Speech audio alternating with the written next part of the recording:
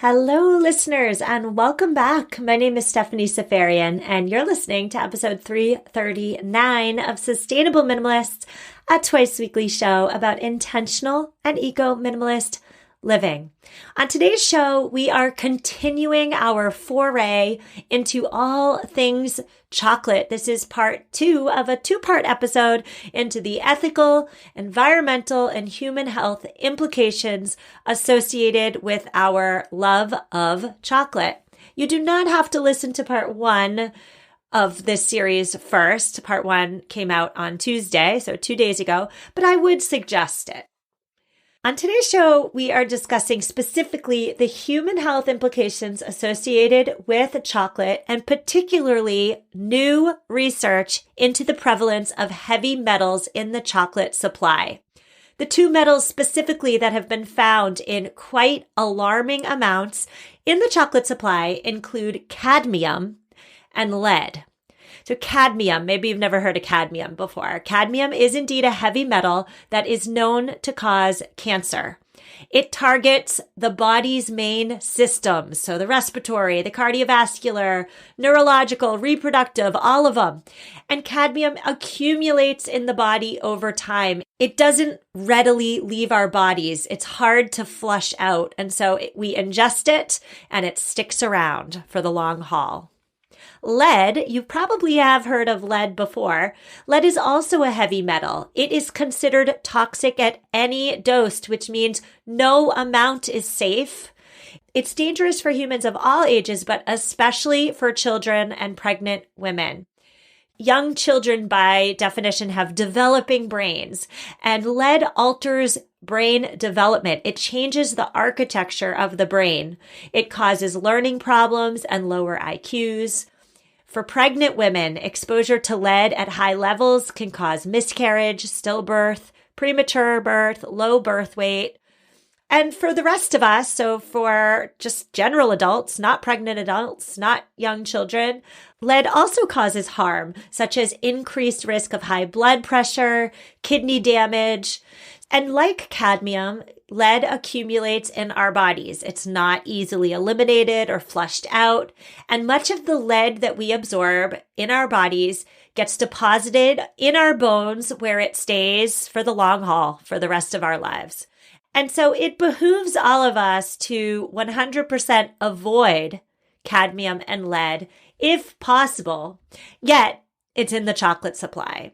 Here to help me break down the research and talk to me about hopefully buying chocolate without these heavy metals is Jim Rogers. Jim is the Director of Food Safety Research and Testing over at Consumer Reports. He spearheaded the testing that is now making headlines across the nation and perhaps across the world. Jim, I am so excited. Well, perhaps not excited, it's not the right word. I'm looking forward to talking to you, but I am sad because I know you're going to give me some bad news about what's in my chocolate. How are you? I'm doing fine, and thank you for inviting me to speak to you today. Well, you're so welcome. Today we're talking about your research into chocolate and specifically your research into the prevalence of heavy metals in the chocolate supply. Do you eat chocolate? Yes, oddly enough, that prior to this report, I ate a piece of dark chocolate probably every day. But based on some of our results and on some of our advice in our own article, I figured I would take our own advice. And I've cut that down pretty substantially now. So you just gave me the perfect lead in, Jim. Why don't you tell us, what did you find through your testing? How did you test? Give me all the details. Okay, so at Consumer Reports, what we do is what we call risk-based testing. So we look at the literature, we look at the information out there, and we determine what foods may be serving the most risk to consumers, both on the microbiological side, because I'm a microbiologist by training, but also on the chemical side. And so one of my staff, a biochemist, was looking at the literature and suggested, well, we should consider testing dark chocolate for heavy metals. So what we did is we then looked at what are the top selling brands and items of dark chocolate that's out there. We limited our testing to dark chocolate bars only because I do have limited resources being a nonprofit. And we selected 28 bars that were out there that were available to us to purchase at retail. We buy our own products at retail, so we buy what the consumer will buy. And then we tested them. So we tested 28 dark chocolate bars, various manufacturers, Hershey's, Ghirardelli, Trader Joe's, and we detected heavy metals in every one of those products. However, 23 of the 28 products had enough heavy metals, either of cadmium or lead or both, that just by eating 1 ounce of chocolate, you would exceed your daily limit for heavy metals, cadmium or lead, just by eating that small amount. 5 of those products had very high levels of cadmium and lead, so we'd recommend do not eat those. But then there are also 5 products that were considered safer. And so of the 28, there are 5 products that if you got to eat this stuff, we recommend you consider these 5 products. I'm going to ask you specifically which 5 we should be eating a little bit later. But I'd love to get your thoughts on exactly why cadmium and lead, specifically in our dark chocolate, is concerning. I don't know much about cadmium as a podcast host, but I do know a decent amount about lead. I know when I was pregnant and living in an apartment that was built in the 1800s, we had to jump through an awful lot of hoops to make sure there was no lead in the walls in case my toddler decided to chew on the walls. I mean, so I know it's very dangerous to young children. I know we should be avoiding lead, drastically limiting our exposure. But then here it is in our treats and our chocolates. So tell me why exactly cadmium and lead are concerning, why we should be not consuming them if at all possible. Tell me all of that. So the concern with cadmium is that this is a heavy metal that can be found in the soil where the coca plants are being grown. And this heavy metal, if it is in the soil, as the coca plants' roots get into the soil, they will actually absorb out the cadmium from the soil. It will distribute itself throughout the plant and then eventually make it into the cocoa seeds. In that way, the seeds, once they're ground and processed, they will retain that cadmium in them. Lead is a different story. The research indicates that during the process of the cocoa seeds, the seeds are actually dried and they're usually dried outside. And if there are any industrial factories that are using lead, manufacturing lead, recycling batteries, that type of thing, the dust and the soil gets contaminated. And then when the wind blows, it will actually blow that contaminated dust onto the cocoa seeds as they're drying. And so then again, the lead will stick with that seed until it's ground and processed and put into various chocolate products. So those are the 2 main ways that they think that these 2 heavy metals get into this product. And so it also gives us a chance to say, well, why not grow coca plants in a place that has less cadmium in the soil? Or why not locate cocoa processing plants away from industrial areas so you don't get the lead contamination? So along with here's a contamination, there are also some mitigation that you can do to prevent this from happening. Well, especially with regard to lead just blowing in the wind and landing on the cocoa plant. I mean, that leads me to wonder whether lead is found in other foods that we consume. I know we're talking about chocolate, but I have to ask, in your capacity as Director of Food Safety Research and Testing, have you found lead in other food items you've tested at Consumer Reports? Well, yeah. So I've been with Consumer Reports about 6 years. And one of my first projects was testing juices for heavy metals and baby food. And so for both of those projects, we did basically the same thing. We look at market data to see what were the highest selling juices or baby foods, and we purchase them and test them for heavy metals. So for the baby food testing, for instance, we looked at snacks, we looked at entrees, we looked at individual fruits and vegetables, applesauce, all that, and we tested all of those for the presence of heavy metals. And we indeed found heavy metals in some of the baby food products that we tested.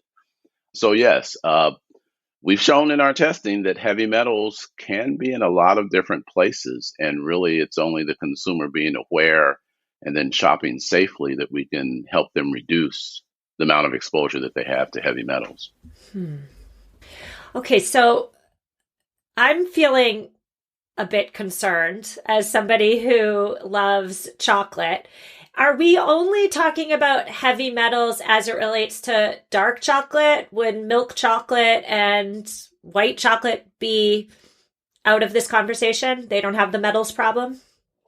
So it's the cacao concentration and the point of where the cacao was grown, harvested, and the chocolate manufactured that's the issue. And so in our testing, like I mentioned, we only tested dark chocolate bars. There may be other data out there on milk chocolate, but in the story, what we have done is offered dark chocolate lovers, such as myself, some suggestions as to how you can make this. You did mention the cultivation of cacao being difficult to trace. I have read that it takes 25 tons of it to fill one shipping container. So a company, a large corporation, let's say, may not be able to say exactly where the bean that is in their product comes from because it comes from many different places. Do you have anything to say on that? Well, that goes to the question of traceability. And so one could suggest that if companies that make chocolate really want to address this, they will develop systems where they can trace individual lots of the cocoa beans so they know where they have come from. And then if they get them into their company and test them and they have a lot of heavy metals in there, then they could refuse those products. Another thing that can happen is that they can require, and there are some companies that do this now for other products, a certificate of authenticity where before I buy your cocoa beans, you will test them and make sure they're free of heavy metals.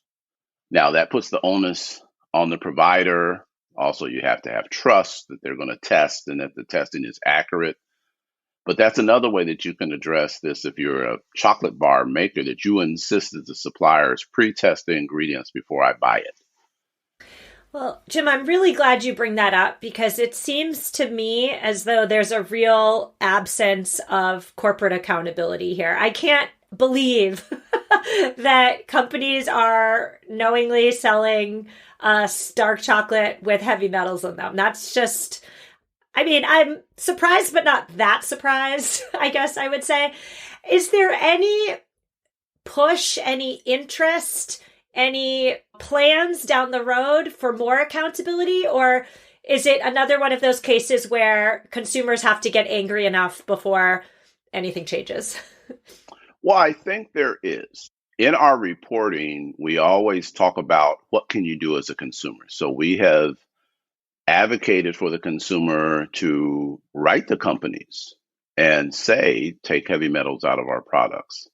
They can write their Congress people because there are a number of bills that are pending that focus on the removal of heavy metals from foods. Closer to Zero is one of those that was outlined in 2021 by the FDA that would start the process of actually setting health supportive levels of heavy metals in foods and add to that a regulatory framework to actually test and regulate these products. So we advocate to the FDA And we believe that as the regulatory agency that's responsible for this, they should be the ones that are really out front in preventing these products from getting out to consumers.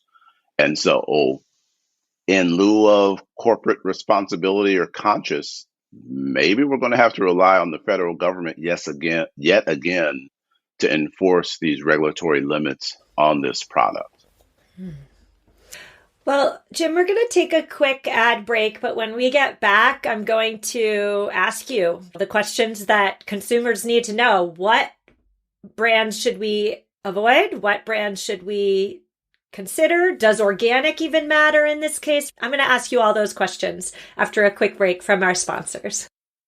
If you're not sleeping on bed sheets with viscose from bamboo yet, what on earth are you waiting for? I used to be a cotton bed sheets type of girl, and then I tried Caraloha's soft and sustainable bedding made from viscose from bamboo. You guys, the difference is huge. It is one of the softest and comfiest fabrics on the planet. They're also cooler. Viscose from bamboo fabrics are 3 degrees cooler than non-bamboo fabrics, and they're naturally moisture wicking, which means they're lightweight and breathable. And even my husband, who, let's be real, he generally does not care too much about our bed sheets, but even he prefers our Caraloha sheets over our humdrum cotton ones. Caraloha is giving our listeners 25% off their order by using code SUSTAINABLE. The code does not last forever, so hurry and head to CARILOHA.com and use code SUSTAINABLE to receive 25% off your order. Thrive Market is my go-to for all of my grocery and household essentials because as a Thrive member, I save money on every single order. On average, I save 30%. Not only does Thrive Market save me money, they also save me lots of time. I love the filters on their website and their app. They have over 70 of them. And so whether you're looking for a certified gluten-free or non-toxic cleaning, you can curate your own shopping experience with the click of a button. For me, certified organic is really darn important. And so I just click the certified organic filter and off I go. There's no deciphering of those confusing product labels for me. Join Thrive Market today and get 30% off your first order plus a free $60 gift. Go to thrivemarket.com/sustainable for 30% off your first order plus a free gift. That's THRIVE market.com/sustainable. thrivemarket.com/sustainable. Did you know that over 97% of women, 97% aged 19 to 50, are not getting enough vitamin D from their diet? And 95% are not getting their daily intake of omega-3s. Ritual's Essential for Women 18 Plus multivitamin was formulated to help fill nutrient gaps in our diets. For me, 2022 was a year of getting serious about my health. And these days, I take Ritual's multivitamin because they make it so unbelievably easy to fill gaps in my own diet. If you're wondering, yes, my husband does take their men's 18 Plus multivitamin, and both my daughters take Ritual's kids gummy version every single day. We are a Ritual-loving household over here. And right now, Ritual is offering my listeners 10% off your first 3 months. Visit ritual.com/sustainable and turn healthy habits into a ritual. That's 10% off at ritual.com/sustainable. And we're back. Today I'm speaking with Jim Rogers. He is Director of Food Safety Research and Testing over at Consumer Reports. And today we're talking about new research into the presence of heavy metals, specifically cadmium and lead, in our dark chocolate. Jim, we're at the point in our conversation where, I love chocolate. I do not want to stop eating chocolate. So as a conscious consumer who does not want to be consuming cadmium and lead, what brands should I avoid? Let's start there. What brands that you tested had the highest levels of heavy metals? So I want to refer your listeners to cr.org, where the story actually resides. It's also in the February 2023 issue of the magazine that you can get on the newsstands. So, of the five that were the most concerning to us, I'm going to have to read it from this list because I'll never remember. Lily's extremely dark chocolate, Green and Black's organic dark chocolate, Trader Joe's, the dark chocolate lovers chocolate bar, Theo organic pure dark chocolate, 70% cacao, and Theo organic extra pure dark chocolate, 85% cacao. Now, there were five brands that we thought were of those 28 that we tested that were safer choices. That would be the Mast organic dark chocolate, 80% cacao, Taza chocolate organic deliciously dark chocolate, 70% cacao, Giardelli intense dark chocolate, both 86 and 72% cacao, and then Verona Albanao dark chocolate, 85% cacao. So those were the safer choices in our study. Where does just, a Hershey's come into play? A Hershey's dark chocolate. I know you tested them. They're, in my mind, the number one biggest dark chocolate, or just chocolate, I would say, maker. Where do they fall?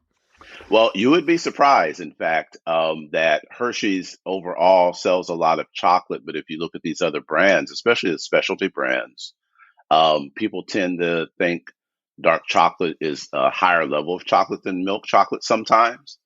And that's why you see, I think, Trader Joe's, Whole Foods, et cetera, getting into the chocolate business because they can sell these bars at a slight premium. My recalling of the data for Hershey's is that they kind of fall in the middle of the pack. The other thing is that with the size of Hershey's, you would also think they could exert more market pressure to get better cacao with fewer heavy metals too. But that's just a thought. That's just a possibility. When we talk about avoiding heavy metals in our dark chocolate, does the term organic matter at all? Not at all. If you look at the results, we did have some of the products, such as Thea Organic, that were in the group that had the highest amount of heavy metals, both heavy metals. Organic refers to the way that a product is farmed, cultivated. And it usually refers to the use of fertilizers, very specific rules that you can use for that. But it does not require, for instance, the testing of soil for heavy metals. So even if you have organic rice, for instance, you could still have a decent amount of arsenic in that rice because being organic does not require you to make sure there's no arsenic in where you're cultivating the rice. So no, organic may help you on some sides, but not on this one. Yeah, and organic would say nothing about lead just blowing through the air and landing on crops. So besides supporting the safer choices, as you call them in your reporting, what else can consumers do to hopefully protect themselves and their families from these heavy metals? I'm wondering whether you have any tips. And also, I'm wondering, on a personal note, what about supporting the really small artisanal brands that perhaps you didn't test? Do you have any words on that? So a couple of things come to mind on that. In our article, once again, what we suggested is number one, you don't panic, right? You do have options, and we gave five options at least in this study that you consider dark chocolate if that's what you're going to focus on, a treat that, like myself, stop eating it every day. But it's a treat, it's a reward, it's something that you eat on occasion, but not regularly. That you do your research, become an informed consumer so that you can know going out there using our data and others' data what you should buy and what you should avoid in the dark chocolate aisle when you're going shopping. Consider other sources of chocolate in your diet too. So, for instance, do you drink hot cocoa? Do you eat dark chocolate brownies? And consider the entire consumption of chocolate within your entire diet. And also, as we've discussed, there are other sources of heavy metals in your diet too, potentially. So you need to be aware that while there may be low concentrations in this product, it's additive, right? So if you're eating dark chocolate and eating a bunch of rice that has arsenic in it, and then eating the heavy metal accumulation in your body is additive. Mix milk chocolate with dark chocolate, alternate, because milk chocolate has less cacao. It has a lower potential of having these heavy metals in there. And then make sure that you eat a balanced diet. Don't make chocolate your only dessert or your only reward. Fresh fruits and vegetables, etc. Just make sure you have a really good balanced diet, and that will help you kind of mitigate the effects of this product. And finally, we strongly suggest that pregnant women avoid consuming dark chocolate, and young children, because the heavy metals that are potentially in these products can affect brain development, affect IQ, etc. And so we really say pregnant women and young children should avoid dark chocolate if at all possible. Yeah, you bring up a really important point there, which is that dark chocolate enjoys a reputation of being, good for you. The flavanols, I believe they're called, in dark chocolate are supposed to do wonders for us.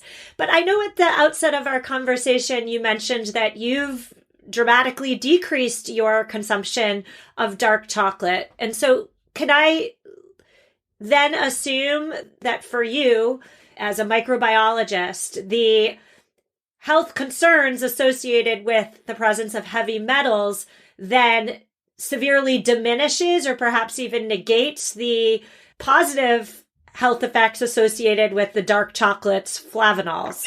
I think one way to look at it is, does the positive effects of the flavanols, which includes anti-inflammatory work and increase in blood flow, antioxidants, does that outweigh the possible issues that you could have with heavy metals?